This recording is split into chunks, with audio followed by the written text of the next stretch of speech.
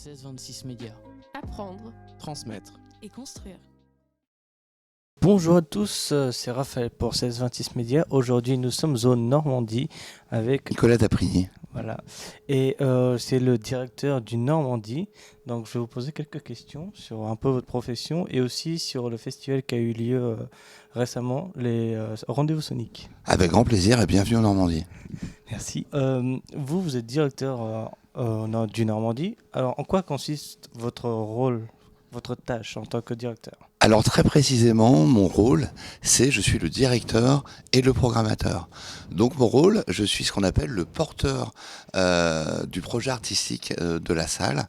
Le Normandie, c'est une salle qui est conventionnée par le ministère de la Culture. Donc on a un cahier des charges assez précis. Et l'idée du Normandie, c'est d'avoir une programmation et toute une activité autour de l'action culturelle. C'est-à-dire qu'on a évidemment des concerts, mais pas que. On accueille des écoles, on vous accueille vous pour faire ce type d'interview par exemple, et on a tout un programme aussi de formation, on aide les artistes à se développer, qu'ils soient régionaux, nationaux ou internationaux, donc l'ASMAC c'est tout ça, et le directeur aussi, il est à la tête d'une équipe de 9 salariés, et le directeur aussi, il a une gouvernance, une association qui s'appelle l'association Écran Sonique, avec un président, un trésorier et 2 membres du conseil d'administration. Donc mon boulot, c'est un peu tout ça. Et ma particularité, c'est que moi, je suis là depuis des années. Ça fait presque 30 ans. Voilà, j'ai commencé en tant que président de l'association, donc bénévole, et je suis salarié depuis 27 ans maintenant. Voilà, donc un directeur, c'est pas non plus un grand chef.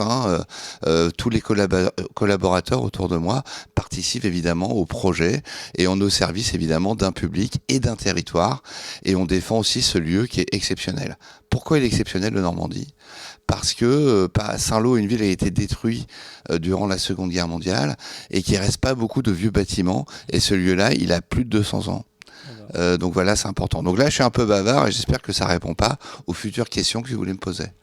Peut-être, mais Peut-être, ok, on verra. Okay. Est-ce que vous avez toujours été directeur ou quel est le chemin que vous avez fait pour devenir directeur ? Eh bien justement, au tout départ, quand j'ai commencé, on n'était pas nombreux, il n'y avait pas beaucoup de salariés, il y avait beaucoup de bénévoles.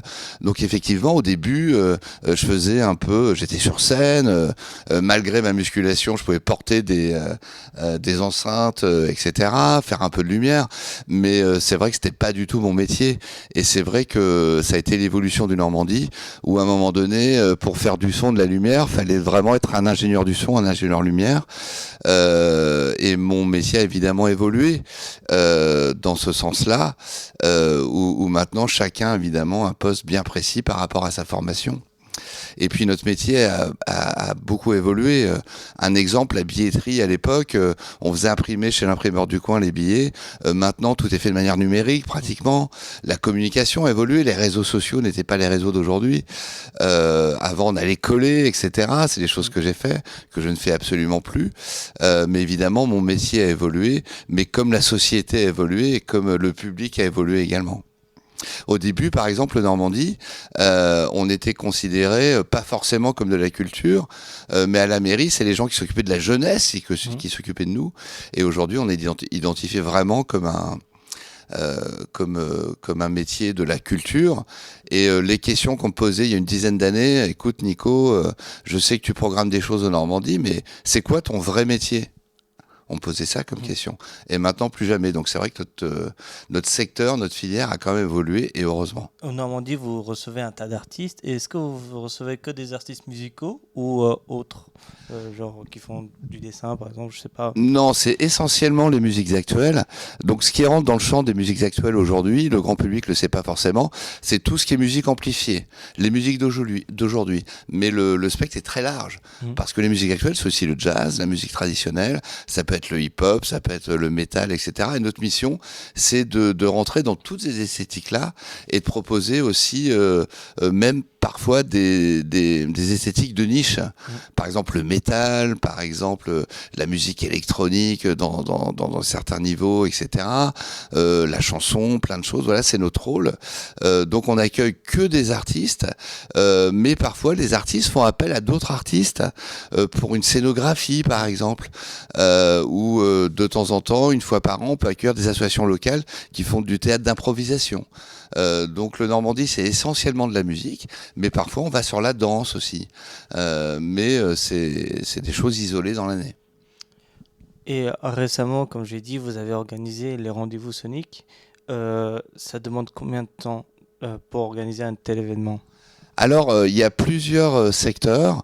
Me concernant, la programmation, c'est pratiquement 1 an, voire 2 ans avant. Les têtes d'affiche, par exemple, les artistes qui remplissent des salles de 2500 places, ils envisagent leur tournée longtemps à l'avance.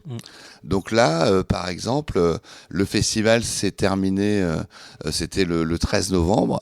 Et moi, sur cette période-là, mes collègues étaient vraiment en train de travailler sur l'événement, d'être présents à accueillir les artistes, accueillir le public, les nombreux spectateurs. Et moi, je travaillais sur la programmation de l'année 2023. Donc, c'est souvent 1 an avant. Après, tout ce qui est préparation, ça varie entre 1 an, 3 mois ou 6 mois, tout dépend des secteurs. Mais en tout cas, accueillir autant de spectateurs, autant d'artistes, ça prend beaucoup de temps. Par exemple, je vais vous donner un exemple très concret.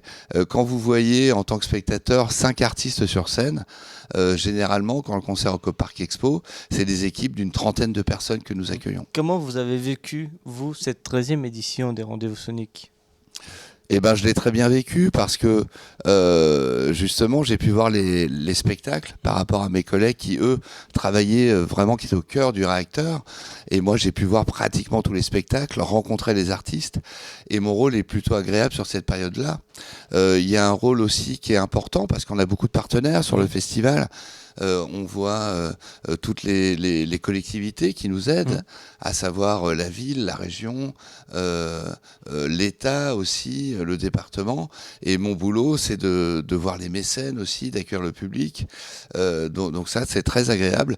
Et je l'ai bien vécu parce que l'édition, le plus important pour moi, c'est que les spectateurs étaient heureux de découvrir des artistes et de ne pas être déçus par les têtes d'affiche qu'ils attendaient. Donc pour moi, c'est une vraie réussite et que le festival ait pris le pas aussi sur un festival de découverte. Ça, c'est très important pour moi aussi. Donc on peut dire que cette 13e édition est un vrai succès. Les 2 dernières années ont été très dures pour le monde de la culture, j'imagine aussi pour le Normandie.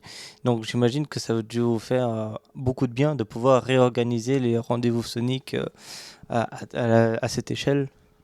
Nous avions eu beaucoup de chance en 2021. Nous étions passés entre les gouttes. Entre les énormes gouttes parce que novembre, il y a une petite période où on a pu faire des concerts et on est tombé pile dans la période des rendez-vous soniques et dès le mois de décembre, on ne pouvait plus en faire. Donc vraiment, on a eu de la chance. Et c'est vrai que ces années-là de confinement étaient très difficiles pour nous.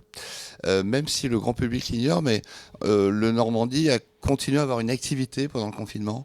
On accueillait des artistes et puis on travaillait sur différentes versions.